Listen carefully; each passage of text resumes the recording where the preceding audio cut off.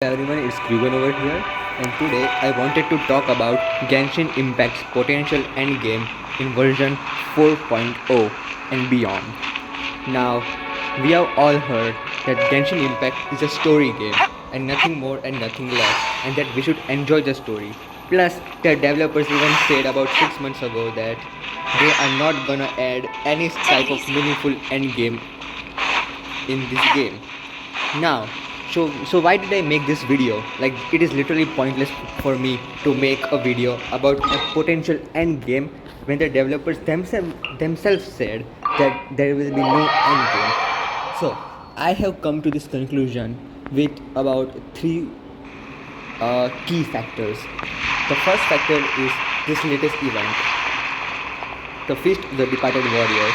Now, we might all know that in Genshin that there is this specific event where you have to fight these three bosses one by one, and then today, after 3 hours, the all boss mode, the boss rush mode will be unlocked, and we will be able to fight all the bosses at the same time. So now, this game mode has been about a staple from the very beginning. The very first type of this event was the hypostasis event. Then came the departed warriors with in the Golden Apple Archipelago patch with Magu Genki and stuff. And then there was another version of this, and now this version. So I can say this is about the fourth or fifth version of this event mode. Well, the second key factor is this latest Spiral Abyss. Now we all know that the latest Spiral Abyss is a spectacle, to be exact. Everybody knows it that this Spiral Abyss is one of the worst Spiral Abyss in terms of bloated or inflated difficulty, a fake difficulty, a pseudo difficulty, you might even say. Okay, so these are two factors out of three factors. So what is the third factor which made me say that we are going to get potential endgame? Well, that factor is the developer's notes, which is right over here. A multi-layered map, we hear you developer's note 26.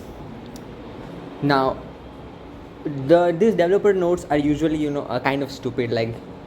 We all had heard about the meme about a developer note in which they said that, oh, can you hit animals in certain a teapot, and they were like, yeah, no, you can't do that, etc, etc, etc, etc. So it was a complete joke, and nobody has taken any developer note seriously since then.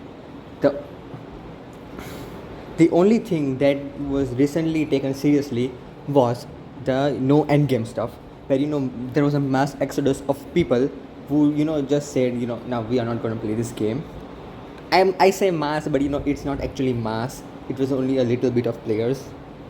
So these three factors have made me hypothesize that there is gonna be any game in Genshin Impact.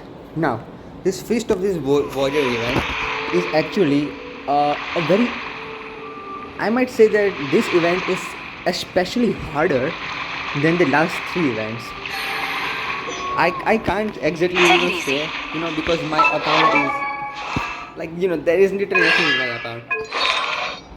There is no set bonus, but I will just show my Yalan. No set bonus, but 82 to 1-2, and there is a 5 to weapon. So you can see that I have basically been playing this game, whatever the hell I wanted. I'm using a mono hydro team with no Kazuha. So yeah, that's that. So I found this event game mode extremely hard, even harder than the last time, because before I could have easily cleared all the difficulties and I could have gotten all the points, but that is not the case over here. I actually have difficulty and I have to actually think what to do. Now this could also be the case because one of the bosses over here is the Thunder Manifestation. Now we all know Thunder Manifestation for being electro resistant, so I can't use my Rider Metal team. But I can say at least with certain surety that this event is harder than the last few events that have come over here. Next is the spiral abyss. Now, as I said before, the spiral abyss is a spectacle, and nobody now respects it anymore. Like nobody ever did. Okay, I'm just using words right now, but they have actually at least tried to make it hard. Even in their own twisted way, they have tried to make it hard. So one might also think that wait, the developers might actually be listening to us. Now, very recently, like just like yesterday night, I installed Honkai Star Rail and have started playing it. Now, I have heard a lot of good things about the game, and I thought let me just try it. Personally, I don't like turn-based at all, but even so, I'm going to give it a try. After a month or so. And I heard very specific things about Honkai Star Rail, that it actually has some features that Genshin player desperately needed or asked for. So now we are also thinking, wait, so are they actually listening to our feedback and implementing in the other games? So why are they not doing this in this game? Well, the controversial answer could be they are trying to make you play their other game and such and such. But now I also believe that until this developer's note came. Now this developer note actually didn't talk about endgame, but actually restored some hope that there might be one day in 4.0. So I'm just gonna show this developer's note right over here. The first stuff is the basic stuff. They are actually gonna revamp the story missions and the story quest markers and stuff like that. And it will be coming on the version 4.0, where you will be able to see a multi-layered layout of the map. Like there's there's underground stuffs everywhere in Sumeru, and then you have to think like, oh, which tunnel should I go over there and that. Now we can get that in this our game, and we don't have to and open the Tevat interactive map.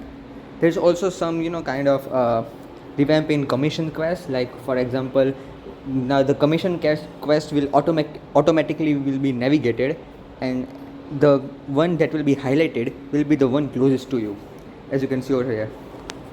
And then there is a hangout quest. Okay, all these are all keyword changes, but here's the thing.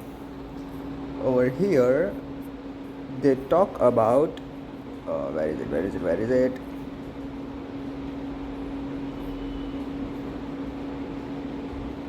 Yeah, see over here.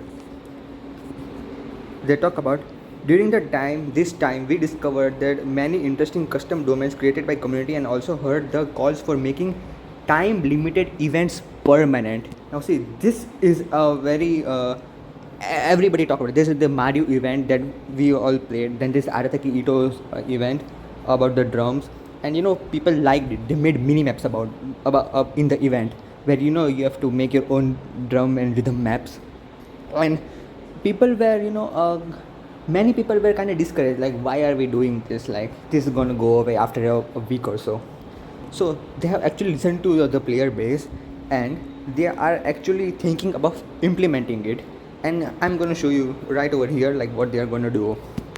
See, here we would like to take the opportunity and chat with everyone regarding our thoughts about permanent gameplay modes. This could mean that we could get a permanent what was that wind race. It was novel the first time, but then it got boring.